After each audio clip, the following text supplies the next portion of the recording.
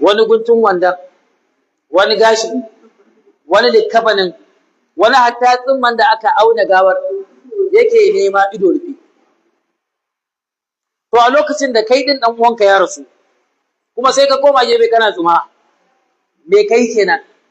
Ka ba wa makiya Allah dama su yi amfani da dan uwanka, wani ma farce zai yanka.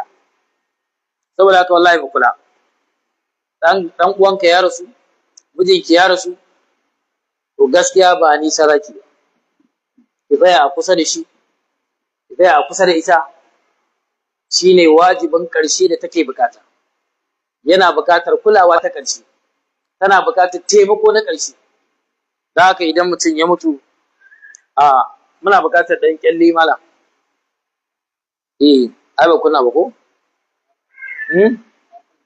To, muna bukatar kyalle wanda mamaci ba a cire masa kaya gaba ɗaya.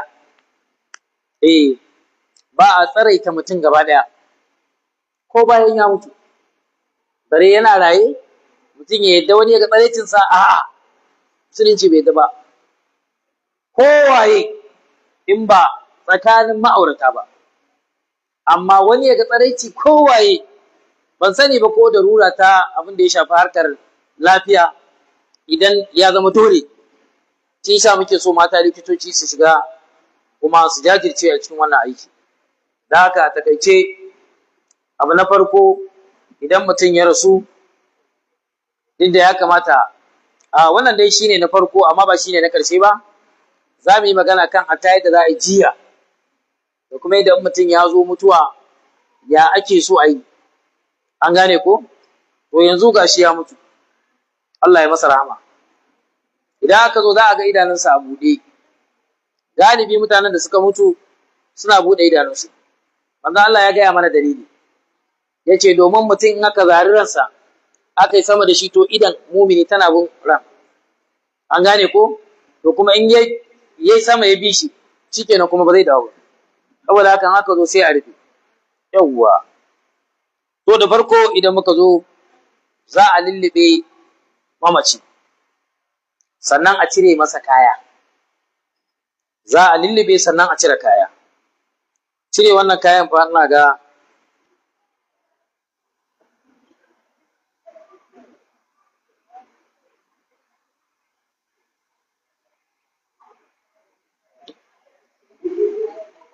wannan cire kayan anya ba yan taru ba.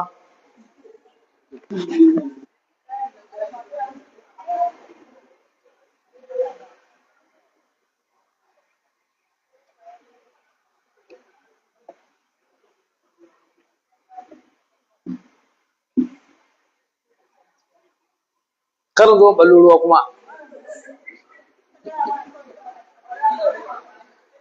To a bashi haka, to shikenan.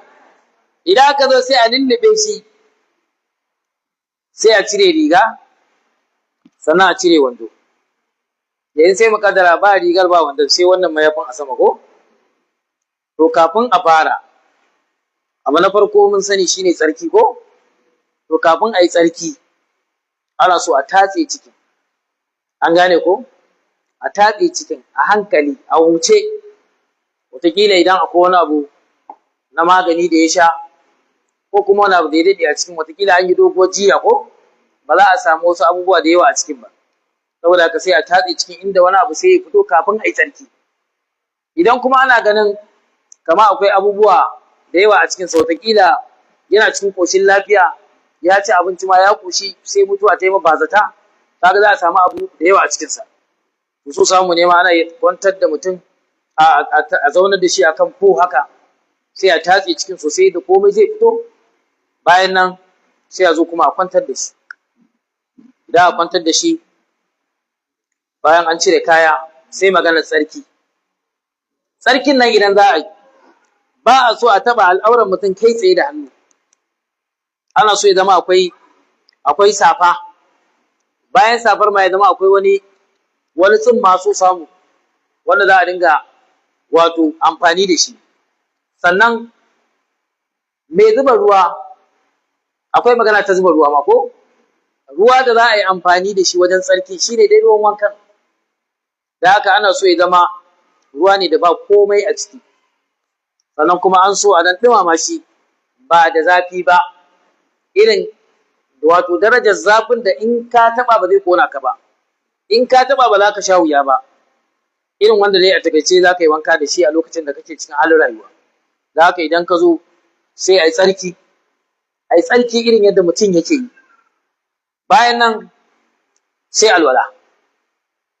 Idan an zo alwala za a haɗa hannayen guda biyu haka, domin ai mai alwala ma ko mutum dai alwala ya yake yi,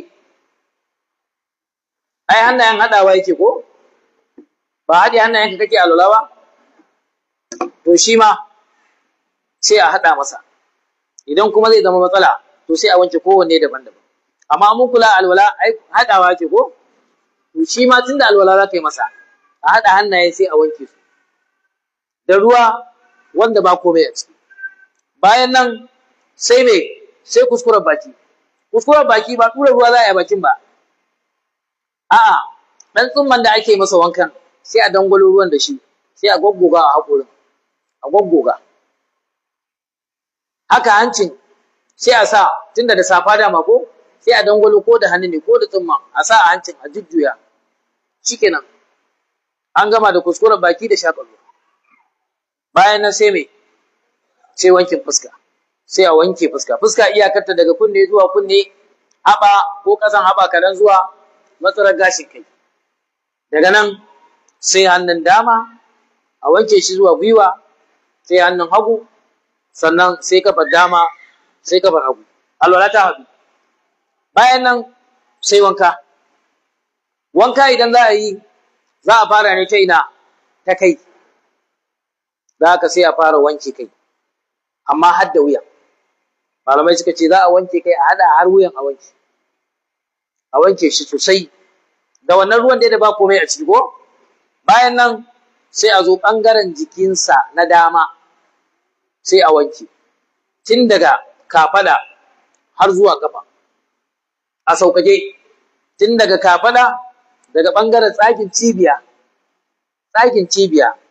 tsagin ƙirji har zuwa ƙafa, sannan ƙasar sama, tsakiyar bayansa a wanko tsakiyar bayan. So samu ana iya samun wani ko wata ta ɗan ɗago ko, sai a wanko zuwa tsakiyar bayan, shikenan nan ma zuwa tsakiyar wato ƙafa ɗin sai a wanko, ya zama dai an tabbatar sama da ƙasa na tsagin dama duka sun wanko. Sannan sai a tafi ina? Sai a tafi ɓangaren hagu, shi ma irin yadda aka yi ɓangaren dama haka za a yi, a wanke shi sosai, a wanke hannayen a kuma wanke su, sannan a wanko daga tsakiyar ƙirji zuwa cibiya har zuwa ƙafa, sama da ƙasa shi ma a wanke. Jama'a wannan shi ne wanka. An yi wanka na ɗaya ke. Wanka na ɗaya, kamar yadda na faɗa, a duk wannan wankan da ake ba za a cire wannan ƙyallen ba. Ƙyallen ba lalle ne sai ya kai ƙafa da kafaɗa ba, ko da iyanan ne ya yi. An gane ko?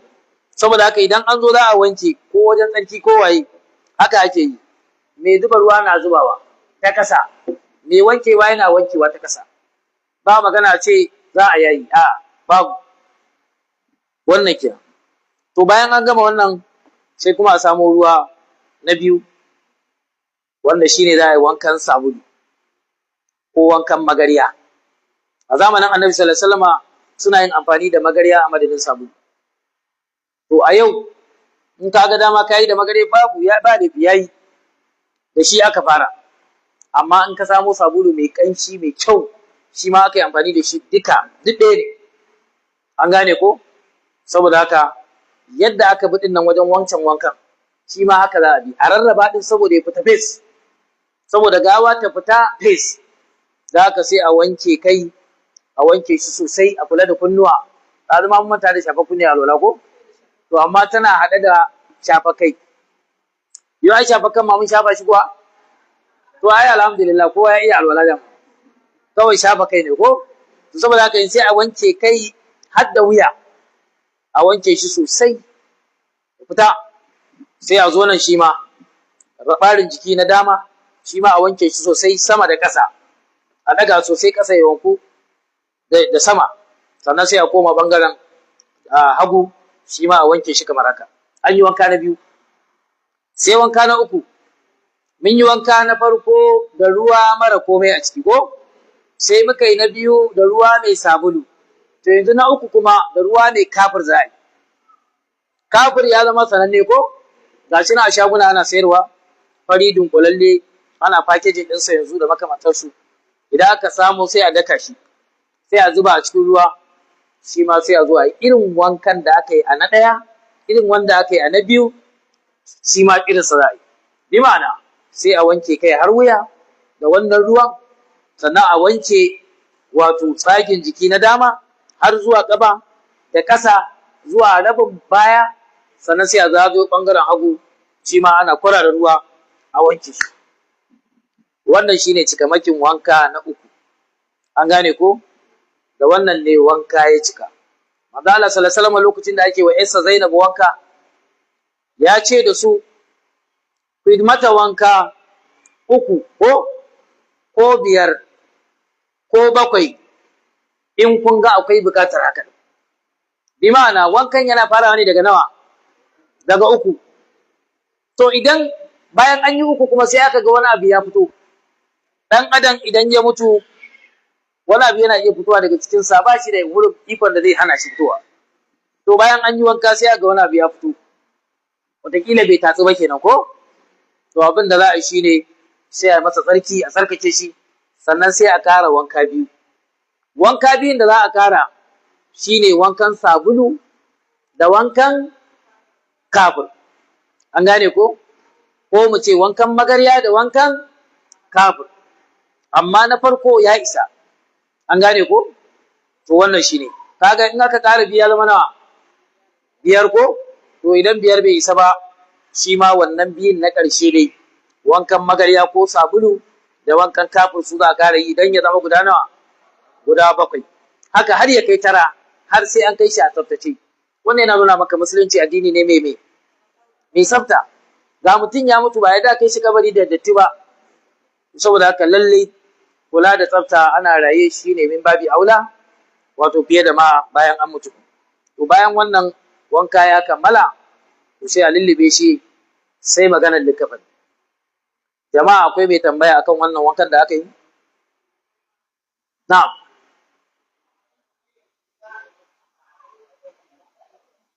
Ba dole bane sai to malama ta ce magana tsifar kai a wanka. Tsifar kan a wanka umarnin manzon Allah ne sallallahu alaihi wasallam. Sun faɗa lokacin da suka yi wa Zainab wanka, suka ce mun tsefe gashin kanta. Sai muka yi mata tufka uku. Tufka ɗaya a nan wajen makwarkwala ko madiga. Tufka ɗaya a nan daidai inda ƙaho yake fitowa. Ɗaya a nan. Suka ce sai muka zuba su bayanta. Wannan shi ne. Saboda haka za a tsefe kanta. An gane ko? Amma ba a askewa. Namiji ma duk irin askin da ya mutu da shi haka ake binne. Allah ya tsare mu. Saboda haka wallahi musamman irin aski ƴaƴan mu za su. Na'am.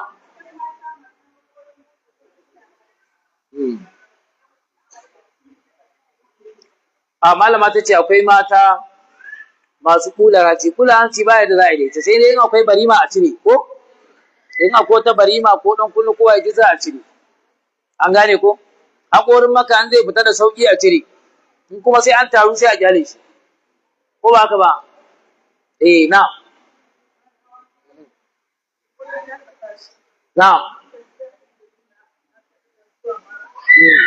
Ta ce malama wajen tatse cikin a hankali za a tatse. A hankali a tatso har zuwa mara. A tatso har zuwa sai an gamsu cewa cikin ya tatso. Na'am.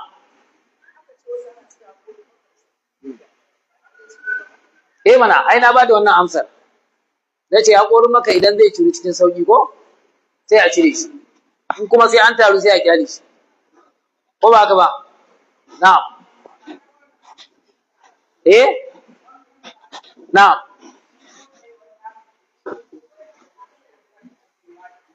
a malama ta ce in an yi wankan sabulu sai an daure ko kuwa da na kafir din za a daure a wanka ai baya cika wanka sai an daure tukuna saboda haka idan aka sa sabulu da ɗan soso mai laushi ko abin katifa ko wani tsumma aka dirje masa jikin sa ya fita to haka sai an daure shi tsaf an gane ko sannan wanka na biyu ya cika sai a tafi na uku kuma na kafir na shi kuma na kafir ai ba daure ya dama ko na wankan me shine na kafir din shine na kafir din jama'a bar ku ji muhimmancin kafir wannan kafir din yana daga cikin amfanin sa ga gawa yana sa jikin ya kame sannan kuma yana hana kwaro ya je kusa da gawa an gane ko wasu da ba san muhimmancin sa ba sai ga an samu gawa an tusa mata auduga ko a hanci kai har ma da masu bude makogaran ma a toshe kofar makogaro ta ciki a je dubura a tusa malamai suka ce wannan cin mutuncin gawa ne saboda haka inda an sa kafir ke ma kiga da sa kafir a ban daki ki ga ya zai ki gani in akwai nana ta masai ko waye zai zo saboda haka in dai dan kwaro za a yi to kafir ya isa an gane ko na'am khalas ta ana malama ta ce ana hayaniya a wajen wankan gawa to me na hayaniya in dai mutanen da ya cancanta su je gurin su ne a gurin na farko dai in aka ce mutum ya mutu ba kowa zai je guba sai wanda ya isa waye wanda ya isa shine dan uwansa na jini na kusa dan kana abokinsa an ce ya rasu ba a neman ka sai dai in waliyai ne suka yi ma izini ka shiga an gane ko amma kina kawarta amma ga yayata ga kanwarta ga babata kewa yake neman ki je ki ta addu'a daga waje an gane ko saboda haka kuma aka ce duk wanda ya shiga gurin wankan gawa ya zama ba da shi ake wankan ba to ba a bukatarsa in dai ba da kai ake wankan ba zuba ruwa kake ba ba cuccuɗawa kake ba ba dafawa kake a juya ba to ba a bukatar ka fita saboda ana bukatar sirri na saboda haka ki kula da 'yar uwarki a ranar babu maganar kawaici wanda bai dace ba ya shigo fita wanda bata dace ba ta shigo fita an gane ko yawwa na to akwai tambayoyi bari mu koro tambayoyi mu daga nan mun tafi ba za mu dawo ba na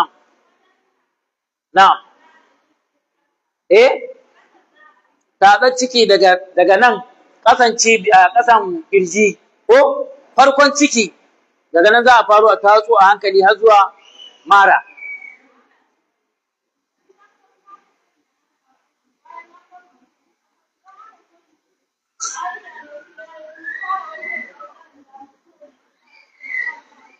malama ta ce wajen wanka wai ka'ida ne sai an fara da dama sannan hagu ba dole ba ne amma an fi son hakan ne saboda a fi samun damar wankewa sosai an gane ko idan ya zama kawai duka ko ina za akwai yiwuwar a tsallake wani guri kuma so ake a wanke gawa fes an gane ko na to mun wuce nan haka rami na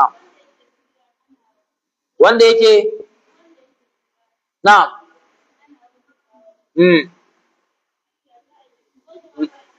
malama ta ce ruwan da yake zuba lokacin da ake wankan gawa ya daɗi ya danganta da irin damar da ake da ita kamata ya ce akwai wani da yake tsane ruwan daga gefe an gane ko idan kuma an samu gado akwai gadaje masu tsari ta yadda ruwan yana da ɓangaren da zai zuba saboda haka sai a sa a batari nan gaba ya kamata za mu yi gadaje na musamman insha Allah wanda ana wankan gefen su yana da ya kariya sannan ruwan idan ya zubo zai zuba ta guri ɗaya sai a sa ɗan bokiti a ƙasa shi kenan a tare in Allah ya da za mu yi su saboda haka sai dai a ɗauki mamaci a ɗora a kai ba ruwanmu da ce a cewa duk ɗaki ya jike an tare can a'a insha Allah saboda haka wannan kenan saboda haka ba za a bacci kawai ya tafi ko ina ba sai a dinga tsanewa na'am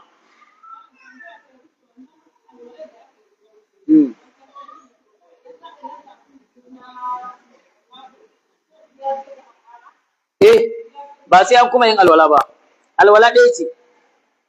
Na za mu tafi haka. Na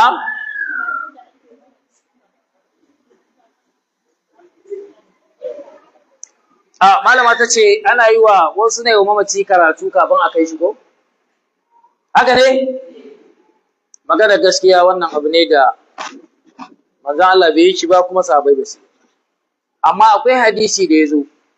Manzon Allah ya ce ku karanta yasin ga mamatanku. Malamai suka ce karatun yasin din ba bayan ya mutu bane.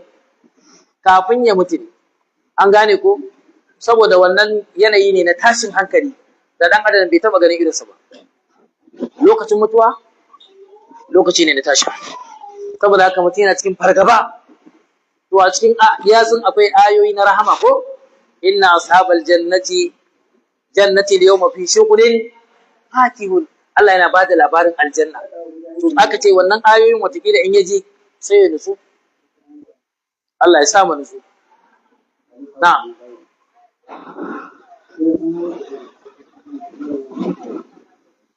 Yana maganin me? To kuna ji wadda ta ce wai ruwan da aka yi wankan mamaci ko?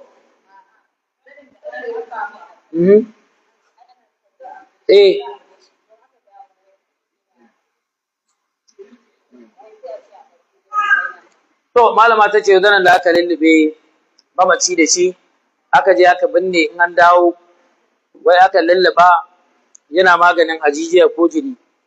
Wannan ban san shi ba gaskiya. Ko ba ka ba? Ban taɓa jin wannan labarin ba. Na'am.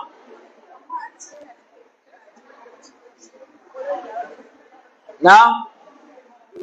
Afwan. Yana da kyau me?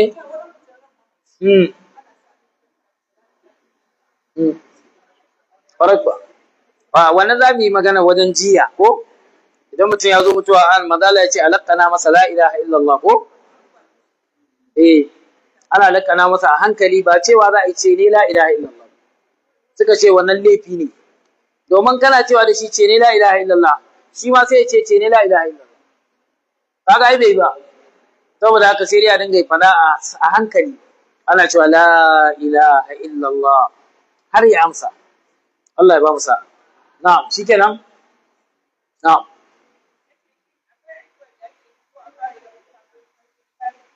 Addu'a me? Addu'ar me? A wani guri? To malama ta ce akwai wata addu'a da ake yi a lokacin da ake yin wanka kafin a fara ko a tsakiya ko a ƙarshe ko? Ba wata addu'a. Bismillah za a yi kawai a fara. Wannan tambayar tana da muhimmanci. Saboda bar ku je, ina ga ko a satin nan mun yi karatu wani guri a cikin littafin ɗan fodiyo yake magana cewa ko su mutane da suka kirkiro addu'o'i duk wata gaba da za ka wanke ta mawaci akwai addu'a. To wannan kuma ba a san shi a shari'a ba. Babu shi. Saboda haka bismillah za a yi a fara. Allah ya ba mu sa'a. To jama'a sai wankan likabani kuma gaskiya ba lokaci ko? Za mu yankan likabani sati mai zuwa. Yanzu dai ya tsana dama ta aro ce za mu mayar musu. Ko? Likabani kuma dama yana nan. Sati mai zuwa mun gama karatu sai a faɗi yadda ake yanka bane. Wanka ma ai ba wahala ai. Ko? Ba wata wahala. Alwala ce sai wanka da ruwa wanda ba komai a ciki. A fara wanke kai, a wanke tsagin dama, tsagin hagu. Sai wankan magariya ko sabulu, shi ma dai irin wannan. Sai kuma wankan kafir wanda shine na ƙarshe. Allah ya datar da mu. Assalamu alaikum wa rahmatullahi wa barakatuh.